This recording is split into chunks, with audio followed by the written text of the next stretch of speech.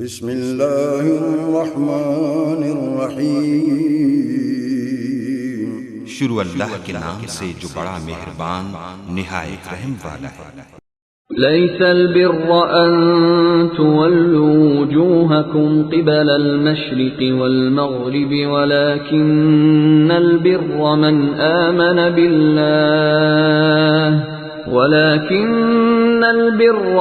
آمن بالله واليوم الآخر والملائكة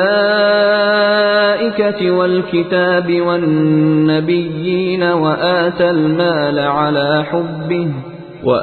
المال على حبه ذوي القربى واليتامى والمساكين وابن السبيل والسائلين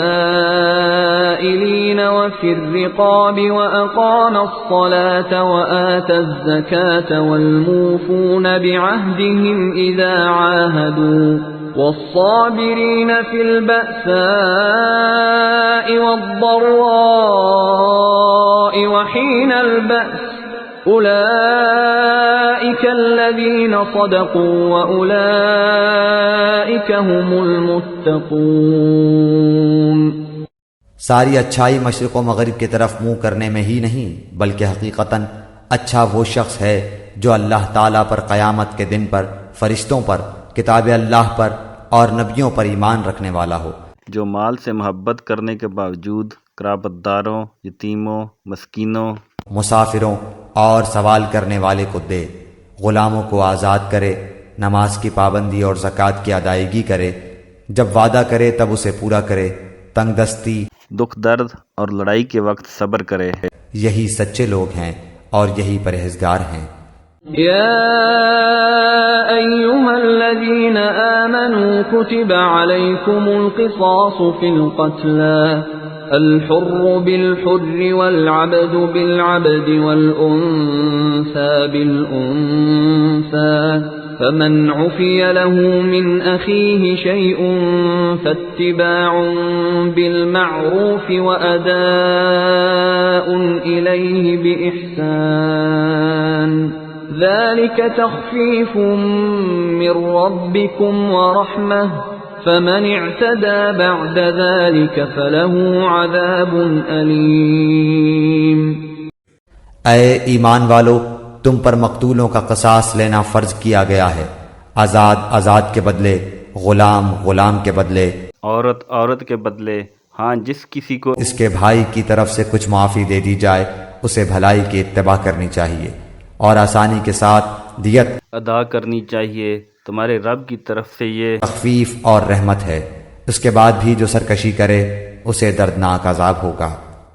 وَلَكُمْ فِي الْقِصَاصِ حَيَاةٌ يَا أُولِي الْأَلْبَابِ لَعَلَّكُمْ تَتَّقُونَ۔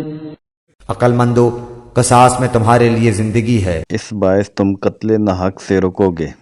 كتب عليكم إذا حضر أحدكم الموت إن ترك خيرا الوصية للوالدين والأقربين بالمعروف حقا على المتقين۔